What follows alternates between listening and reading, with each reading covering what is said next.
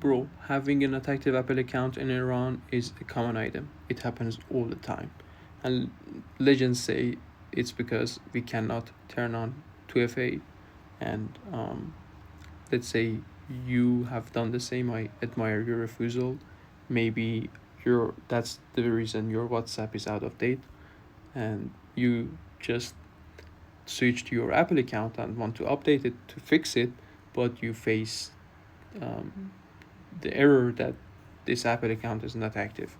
That's because you have used that old Apple account to download that app. The first thing that you need to do is to open your settings, go to General, go to iPhone storage, and there you can select each of those apps that you have used your last Apple account to download with. So you just click on offload on each of them and offload that app.